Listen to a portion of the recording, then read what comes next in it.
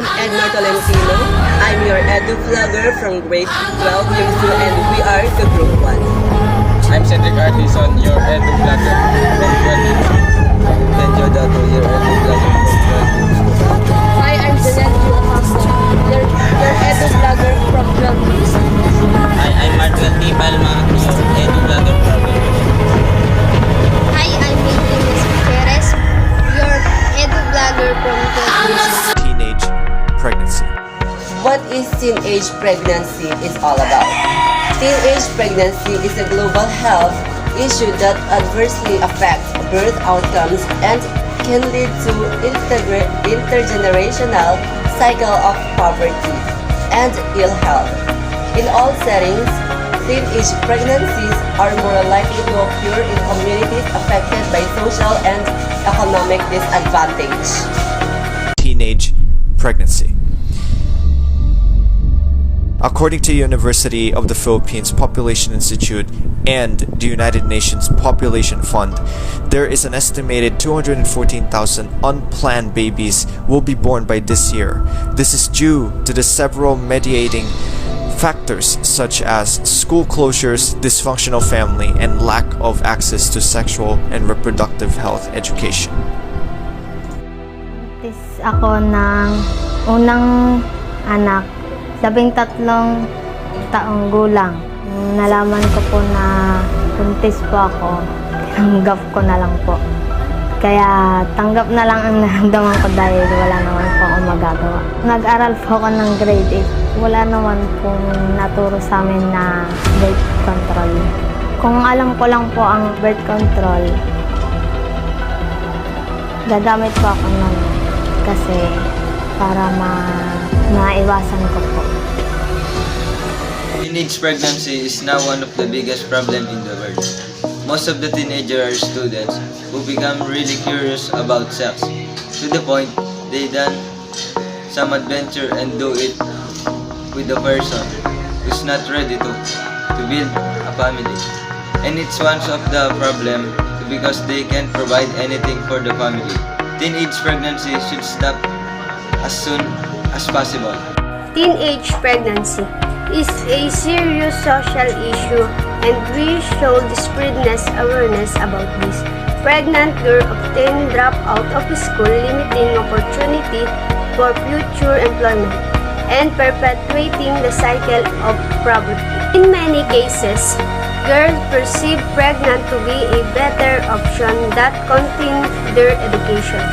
Lack of information about sexual and reproductive health and right is one of causes of teenage pregnancy. Teens are supposedly go to school, not make other children. Irresponsibility should not be tolerated, instead help one another.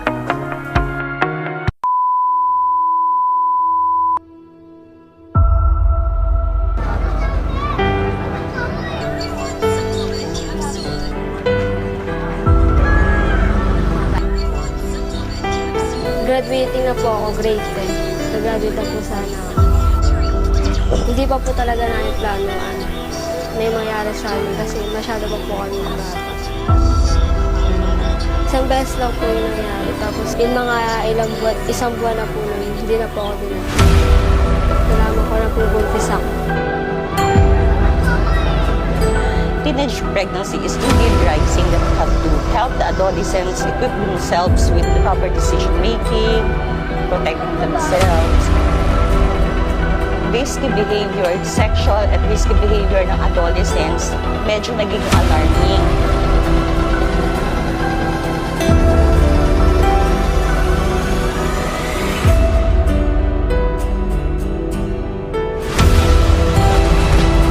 Pregnancy nowadays are very rampant. In order to avoid becoming a mom on early age, everyone should be vigilant to her surroundings and be careful to each and every people we socialize. Do not engage in any sexual abilities if you're not ready to face its consequence. Life is hard already. Let's not make it any harder. Let's focus on studies and achieve our dreams one day. Teenage pregnancy may be linked to things such as lack of education and information about reproduction, peer pressure, and early engagement of sexual activity. In this stage of pregnancy is quite difficult because most of all the teenagers who are experiencing this unwanted pregnancy may experience abuse in their partner. That's why they need so much attention, love, and care of their family because maybe it can affect the healthcare of her baby. In situation only your strength, only your family will help you and guide you. Than 100 million Filipinos, 1 in 10 are adolescents, aged 10 to 19, or more than 20 million young Filipinos. While they are a force to reckon with, they are currently faced with different problems and threats that undermine their health and well-being. One of the serious issues facing young Filipinos is early pregnancy. Teenage pregnancy among Filipinos remains high and is now considered as a national social emergency. Based on the 2017 National Demographic and Health Survey, 9% of Filipinas aged 15 to 19 were pregnant or have already given birth. There is an increasing trend in the number of teens aged 10 to 14 giving birth and in the number of repeat pregnancies, second pregnancy, among these young girls. About 2,250 live births from very young adolescent mothers were reported in 2018. Data from 2011 to 2018 show a generally increasing pattern in the number of repeat pregnancies, second pregnancy, among minor mothers. These alarming data places the Philippines at one of the top spots in countries with the highest rate of teen pregnancy in Southeast Asia. Adolescent pregnancies are global issues, but most often occur in poorer and marginalized communities. Many girls face considerable pressure to marry early and become mothers while they are still children themselves. Teenage pregnancy increases when girls are denied the right to make decisions about their sexual and reproductive health and well-being. Girls must be able to make their own decisions about their bodies and futures, understand the effects of teenage pregnancy, and have the access to appropriate healthcare services and comprehensive sexuality education. Is taboo or being avoided by the Filipinos. Whether we talk about sex, we have this wrong perception inside our homes or schools that you are malibog, malandi, unbecoming of a woman. This is dirty talk. Only 48% of the Filipinos engaged in having sex will say that they do not have any source of information regarding sex and sexuality. Although the parents already have the experience regarding sex, they cannot talk about it with their children because they do not have the skills to do it.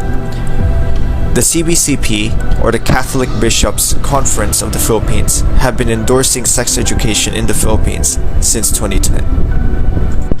It's about time to normalize sex talk at home. We have to talk about sex rather than avoiding the topic. Let's help them understand normal things like sex. We have to make the right decision. Let us practice sexual abstinence. Refrain from any sexual intercourse. This works 100%. Love is more than having sex with your partner. If he truly loves you, he will always care. On teenage pregnancy. Teenage pregnancy, also known as adolescent pregnancy, is pregnancy in a female under the age of 20. According to the World Health Organization, pregnancy can occur with sexual intercourse after the start of ovulation, which can be before the first menstrual period, but usually occurs after the onset of the period.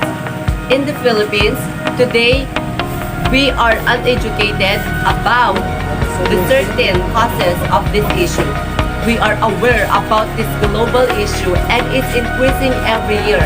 It is alarming and concerning that it seems like we don't make any movement about this issue and that we continue to normalize it.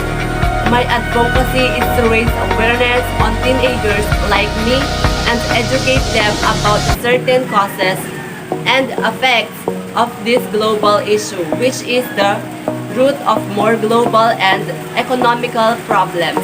So help me be educated, be an advocate, and protect the future of our dear country.